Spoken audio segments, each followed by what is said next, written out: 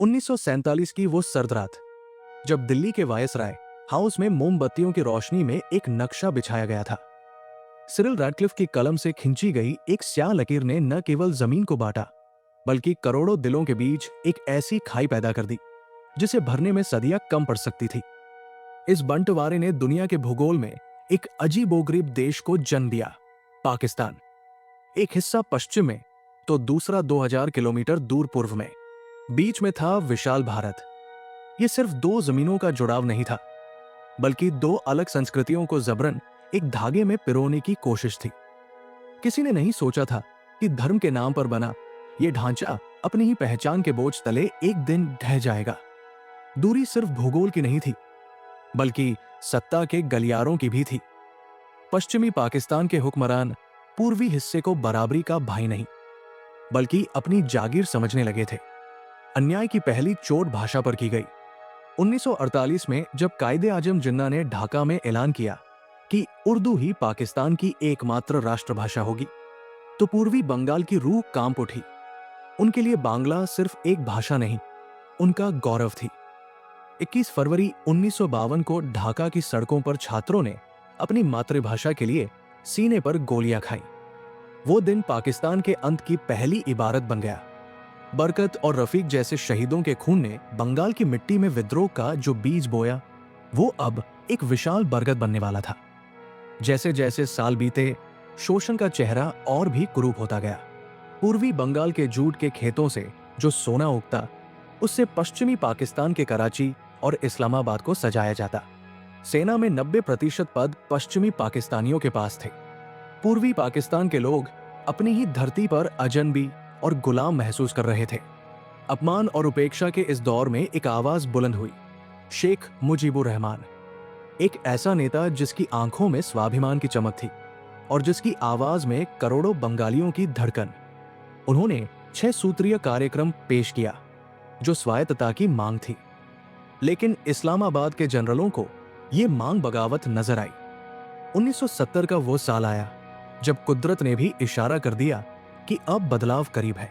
भोला नामक चक्रवात ने पूर्वी पाकिस्तान में ऐसी तबाही मचाई कि लाखों लोग मौत की नींद सो गए।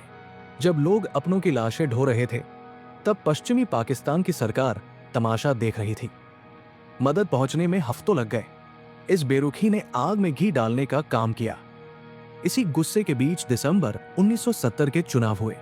शेख मुजीब की अवामी लीग ने ऐतिहासिक जीत हासिल की। लोकतंत्र का नियम कहता था कि मुजीब को प्रधानमंत्री बनना चाहिए, लेकिन जनरल याहिया खान और जुल्फिकार अली भुट्टो को एक बंगाली का शासन स्वीकार नहीं था। मुजीब ने 7 मार्च 1971 को रेसकोर्स मैदान में दहाड़ते हुए कहा, इस बार का संघर्ष हमारी आजादी का संघर्ष है। पूरा पूर्वी पाकिस्तान ठप हो गया। दफ्तरों से पाकिस्तानी झंडे उतार दिए गए।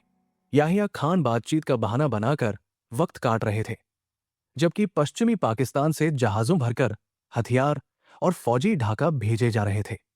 हवाओं में बारूद की गंध साफ महसूस की जा सकती थी। फिर आई 25 मार्च 1971 की वो मनहूस रात। जैसे ही सूरज ढला, ढाका के आसमान में खामोशी छा गई। लेकिन ये खामोशी एक कत्लेआम की प्रस्तावना थी। रात के 11 बजे ऑपरेशन सर्चलाइट की शुरुआत हुई। शहर की बिजली काट दी गई। टैंकों की गड़गड़ाहट और मशीन गनों की तड़तड़ाहट ने सन्नाटे को चीर दिया। पाकिस्तानी फौज ने अपने ही नागरिकों पर हमला कर दिया। ढाका यूनिवर्सिटी के हॉस्टलों में छात्रों को सोते हुए मार दिया गया। बुद्धिजीवियों को उनके घरों से घसीटकर कत्ल कर दिया गया। चीखें दबा दी गई और लाशों के ढेर लग गए। आधी रात के बाद मुजीबुर रहमान को गिरफ्तार कर लिया गया, लेकिन सलाखों के पीछे जाने से पहले उन्होंने वायरलेस के जरिए अपना आखिरी पैगाम भेजा, शायद ये मेरा आखिरी संदेश हो। आज से बांग्लादेश स्वतंत्र है, अपनी आखिरी सांस तक लड़ो। उस रात मुजीब तो कैद हो गए, लेकिन आजादी का सपना हर बंगाली के दिल में आजाद हो गया। उस खूनी रात के बाद पूर्वी बंगाल की सुबह पहले जैसी नहीं रही। सूरज तो उगा, लेकिन उसकी रोशनी धुएं और राख के गुबार के पीछे छिपी थी। ऑपरेशन सर्चलाइट ने मानवता के माथे पर एक ऐसा कलंक लगा दिया था जिसे सदियां भी नहीं धो सकती थी। जनरल टिक्का खान, जिसे बंगाल का कसाई कहा जाने लगा था, उसने अपने सैनिकों को खुली छूट दे दी थी। गांव के गांव जलाए जा रहे थे और मासूमों का लहू पद्मा और मेघना नदियों के पानी में घुल रहा था। लेकिन जुल्म जितना गहरा होता है, क्रांति की जड़ें उतनी ही मजबूत होती है। मुजीबुर रहमान के संदेश ने एक ऐसी आग सुलगा दी थी जिसे बुझाना अब किसी फौज के बस की बात नहीं थी। जैसे जैसे अप्रैल का महीना करीब आया, भारत की सीमाओं पर एक ऐसा दृश्य दिखाई देने लगा जिसने पूरी दुनिया को झकझोर दिया। मीलों लंबी कतारें, फटे हुए कपड़े, नंगे पैर, गोद में बिलखते बच्चे और आंखों में मौत का मंजर लिए करोड़ों लोग भारत की ओर भागे चले आ रहे थे। ये सिर्फ पलायन नहीं था, ये एक पूरी सभ्यता को बचाने की जंग थी। देखते ही देखते पश्चिम बंगाल, त्रिपुरा और असम में 10 लाख, 50 लाख और फिर 1 करोड़ शरणार्थी आ पहुंचे।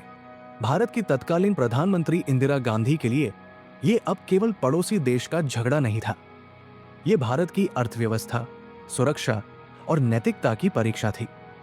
दिल्ली के गलियारों में सन्नाटा था, पर दिमागों में तूफान चल रहा था। क्या भारत युद्ध में कूदेगा? इसी बीच पूर्वी पाकिस्तान के जंगलों और दलदलों में एक अदृश्य सेना जन्म ले रही थी, मुक्ति वाहिनी। ये पेशेवर फौजी नहीं थे, ये वही छात्र थे जिनके दोस्तों को हॉस्टल में मारा गया था। ये वही किसान थे जिनके खेत जला दिए गए थे। इन नौजवानों ने हाथ में कुदाल छोड़कर राइफलें उठा ली थी। भारतीय सेना ने गुप्त रूप से इन्हें ट्रेनिंग देनी शुरू की। रात के अंधेरे में जब पाकिस्तानी सैनिक अपने कैंपों में चैन की नींद सोने की कोशिश करते, तब मुक्ति योद्धा बिजली की तरह उन पर गिरते।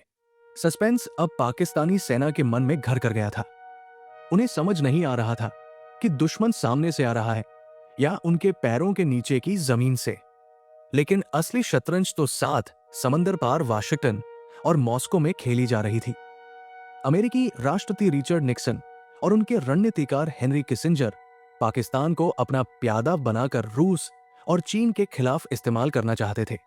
अमेरिका ने भारत को चेतावनी दी कि वो पाकिस्तान के अंदरूनी मामले में दखल न दे।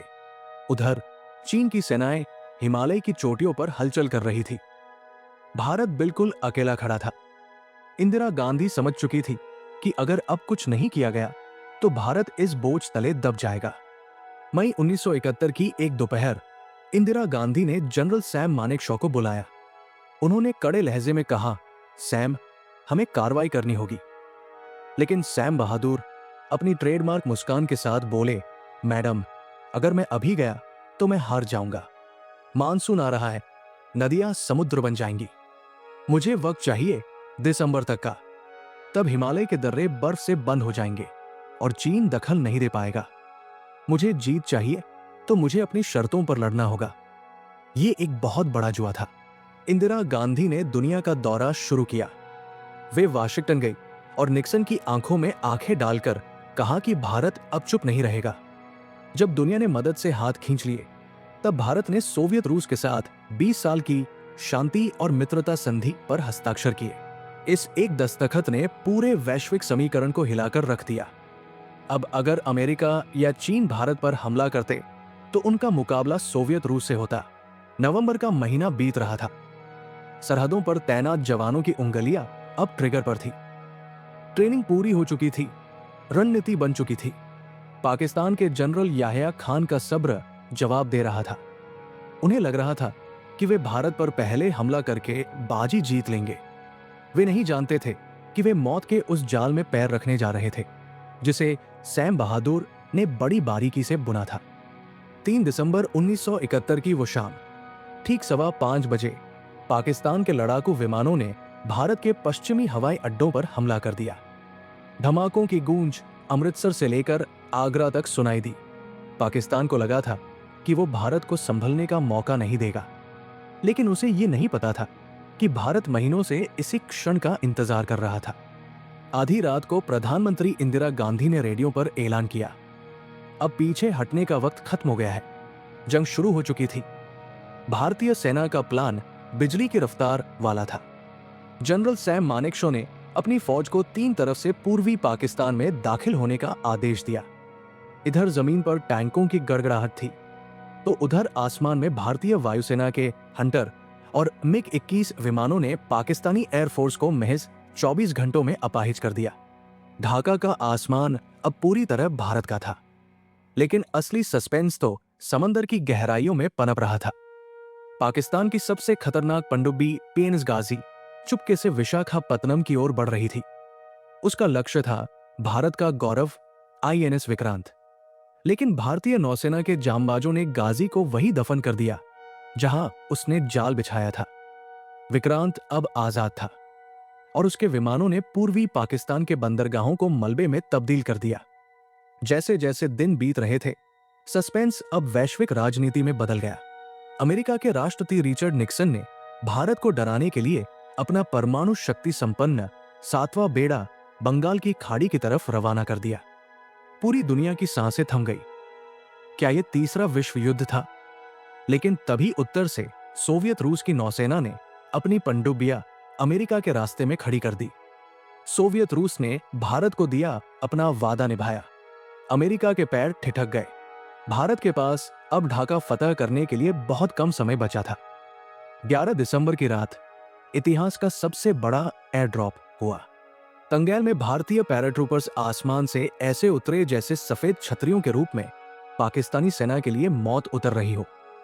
जनरल नियाजी की फौज अब चारों तरफ से घिर चुकी थी। रसद खत्म थी, हिम्मत टूट चुकी थी। जनरल मानेकशॉ ने रेडियो पर चेतावनी दी, आत्मसमर्पण कर दो, वरना हमारी फौज और मुक्ति वाहिनी तुम्हारा नामो निशान मिटा देगी। 16 दिसंबर की वो दोपहर, ढाका का रेसकोर्स मैदान, जहां कभी लाखों बंगालियों ने आजादी का सपना देखा था, आज उस सपने के हकीकत बनने का गवाह बनने वाला था। पूरी दुनिया के कैमरों के सामने जनरल नियाजी ने अपनी रिवॉल्वर निकाली और भारतीय जनरल जगजीत सिंह अरोड़ा के सामने मेज पर रख दी। 93,000 पाकिस्तानी सैनिकों ने सार्वजनिक रूप से हथियार डाल दिए। यह मंजर किसी चमत्कार से कम नहीं था। मात्र 13 दिनों के भीतर दुनिया की एक ताकतवर फौज ने घुटने टेक दिए थे। दिल्ली के संसद भवन में जब इंदिरा गांधी ने घोषणा की, ढाका अब एक आजाद देश की राजधानी है, तो पूरा देश खुशी से झूम उठा। एक नया राष्ट्र जन्मा, बांग्लादेश। ये जीत सिर्फ सीमाओं की नहीं थी, ये जीत थी उस भाषा की जिसे दबाया गया था, उन करोड़ों लोगों की जिन्हें बेघर किया गया था। भारत ने दुनिया को दिखा दिया कि वो न केवल अपनी रक्षा करना जानता है, बल्कि मजलूमों को आजादी दिलाना भी जानता है। आज भी जब ढाका की गलियों में बांग्लादेश का हरा लाल झंडा लहराता है, तो वो उन लाखों शहीदों की याद दिलाता है जिन्होंने अपनी मिट्टी के लिए जान दी। एक राष्ट्र का जन्म हुआ, एक भूगोल बदला गया और न्याय की जीत हुई।